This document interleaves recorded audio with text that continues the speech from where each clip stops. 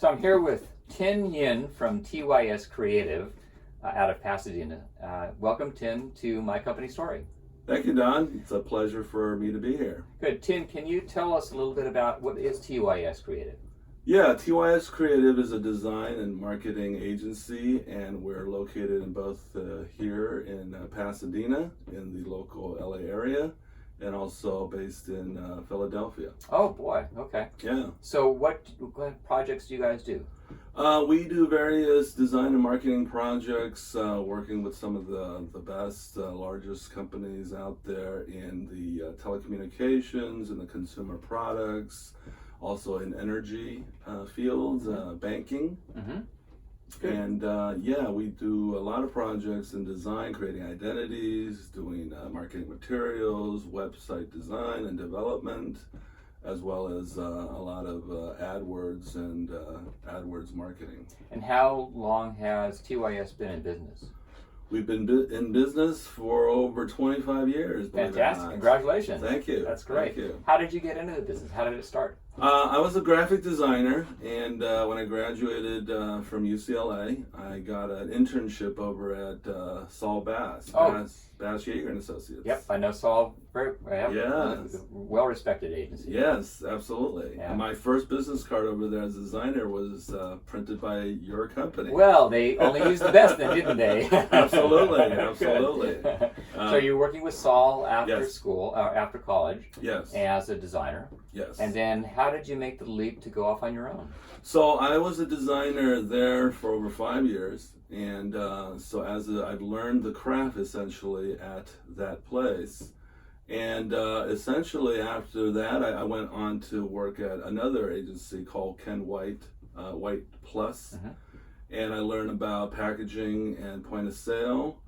And so the combination of those experiences led me to go out on my own and do projects, design projects. Hang your own shingle out then, Absolutely, so to speak. Yeah, yes.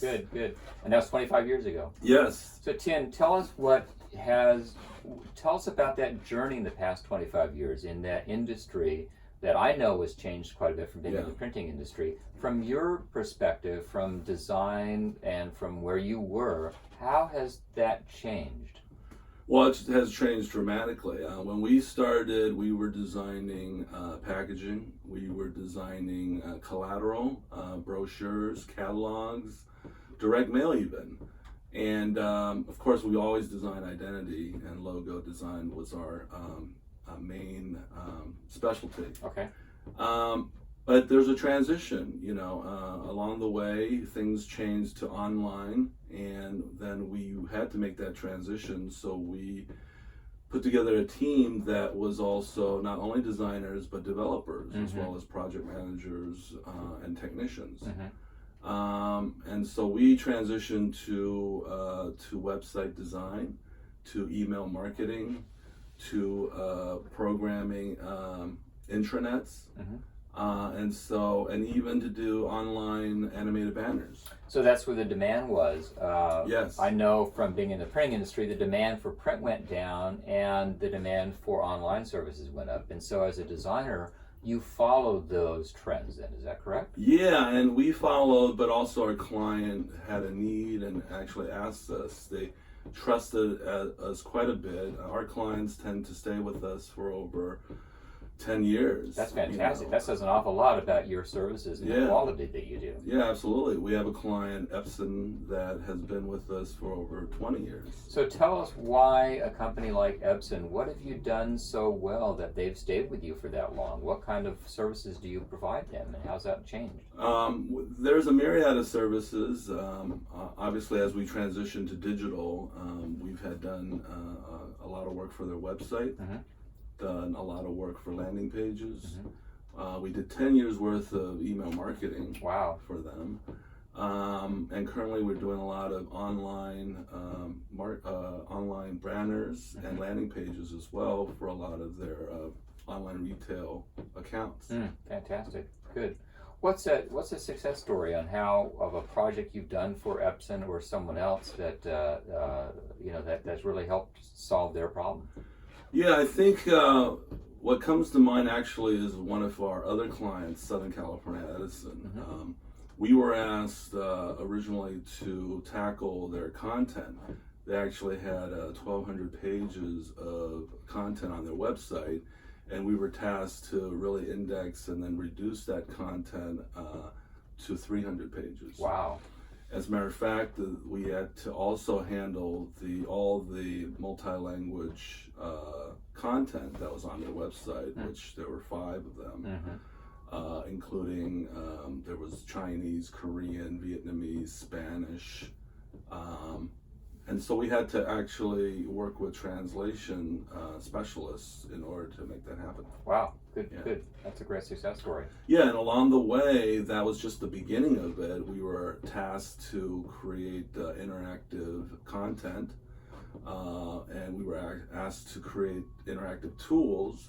For instance, one of their tools was an electric vehicle calculator. Okay. That does an online calculation and figures out what rate plan you should be on. Oh, I used that tool on the Edison's website. So you built that. Yes. I went to the Edison website and put in there for what would be the right energy program to use, and then calculated that up on there. So that's the kind of thing you guys did. Yeah, fantastic. And along the way, we also created a lot of internal projects. One of which was a internal project management system for them that's really customized and an enterprise system. Good. So what types of customers are in your sweet spot? I mean, what is an ideal fit for TYS Creative today? Yeah, I mean, the companies that I mentioned, Epson in Southern California, Edison, they're big size companies. But we deal with mid-sized companies, smaller sized companies, where we handle all of their strategic marketing and design. And that's become our transition, is not only from design, but also to online marketing via AdWords marketing, YouTube advertising. So a lot of the need now is not only to create and refresh a website, but also to drive traffic to that website. And so that's the immediate need now for a lot of our clients and potential clients, is how do I drive traffic to my website? Right. How do I convert somebody who comes to my website and be able to capture a lead? Right.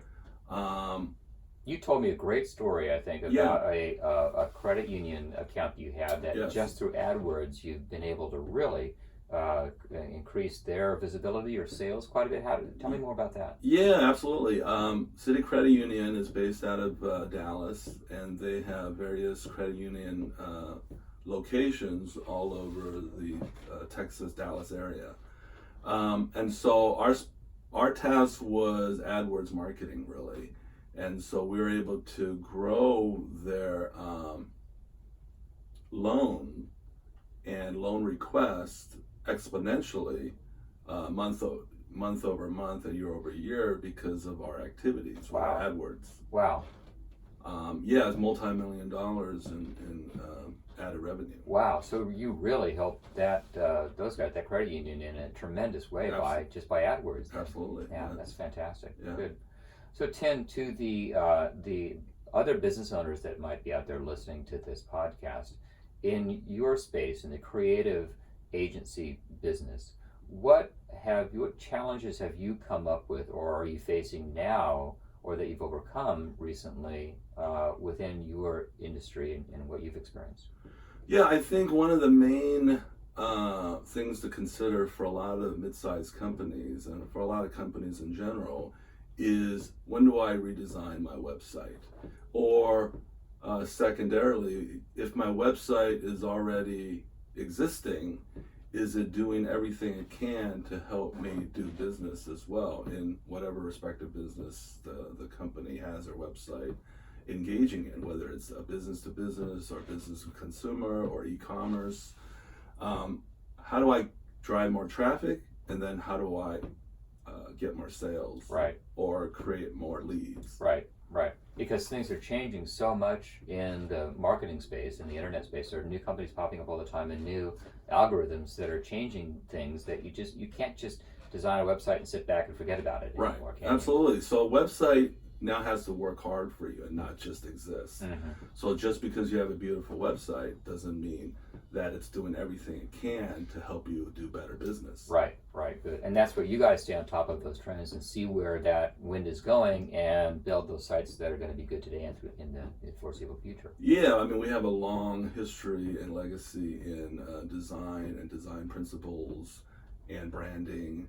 And so having moved to marketing and online strategies and pushing traffic and converting potential customers, I think that becomes our dual sweet spot, if you will, that not only can we design, but we could also market and drive traffic and convert traffic into real leads and real growth in business. So Tim, you mentioned design quite a bit, and you came from a design background. Tell us a little bit about what's changed with design services now versus 25 years ago when you graduated from UCLA. What's different in that environment right now?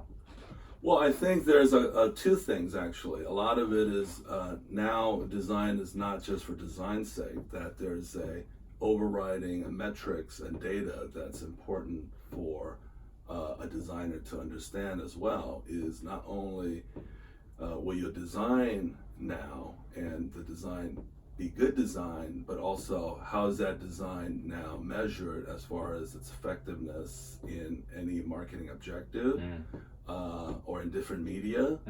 How is design measured? I think that's an important thing for designers to consider. And when I graduated, it was different. It was all about design. In a lot of ways, it should still be about design and a lot of the aesthetics, but along the way, it became how to communicate with design more effectively, and then how to measure the effectiveness of that design as part of a marketing objective. Especially with social media now, everything is so instantaneous. You can get feedback right away. Number of clicks, number of likes, that kind of thing. Exactly. Yeah. So that's the new consideration. What are you looking for in employees or staff or people to help? Because you're really kind of more of an art director role. Yeah. In the people that you bring on for a project or full time. What are you looking for in an individual now? Well, I've always loved working with a team environment and working with young designers, and so I see myself in a more art director role, creative director role, with designers in a collaborative process. So I think what we look for is not just talent, of course, that's very important as far as drawing skills. The actual skill and talent. Drawing skills, but actually an openness to learn. Oh. So that's very important. You can't be closed off. A lifelong learner. Lifelong learner is very important. So that's what we try to look for, is not just talent, but somebody who's open to learning. Tell me a little bit about, you have a partner, Charlie, in Philadelphia. Yes. How does that work? I mean, you and your team are here, and he has a small office in Philadelphia. Yes. Tell the listeners, how do you work with someone, a partner that's remote like that you don't see very often physically? Well, I think the technology helps. Like these days, there's Skype and there's Zoom. There's all kind of tools that you could actually do video conferencing very easily. But before all that, I think we just had a great work relationship and partnership because we understand each other. I come from the design art side. He comes from the copywriting side and strategy and marketing side. And he's actually 3 hours ahead, so that's great from the East Coast. Yeah, good for you. So he has a 3 hour head start ahead of us, and so he's tackling stuff 3 hours ahead, so that's terrific. But a lot of it is, you know what it is, Don, is really about communication. It's really about every morning talking to each other, having chats, and being in sync about what needs to be done in short term as far as long term. So you have meetings every morning with Charlie? Yeah. On your drive-in or at the office, or how is it? Both. I'm on the drive-in the office with the team, video conference, regular phone, email. Great. So because of that, then you can work virtually in a way with having good talent anywhere in the world doing what you're doing. And your clients are serviced by Charlie and by you. Yeah. It doesn't matter that he's in Philadelphia or that you're here in LA. You mentioned a client you have in Dallas, for example. That's right. It doesn't really matter where the clients are either, does it? Yeah, as a matter of fact, we cover East Coast, Midwest, West Coast, and international as well. We've got various clients along the way in our 25 years in business that are all over the world. That's fantastic. That's good. So, Tim, where do you think the future of the boutique small design agency is going? Do you see it as vibrant as it is now, or is it changing, or what are clients looking for? Well, I think our approach is going to be, we will never forget about good design. I think that's still first and foremost. Good design, good user experience. But I think the speed to market is really important now. I think everybody is, because of social media, the expectation is that everything needs to be immediate. Mm-hmm. And so our challenge now is speed to market and getting that done quickly. So how do you do that?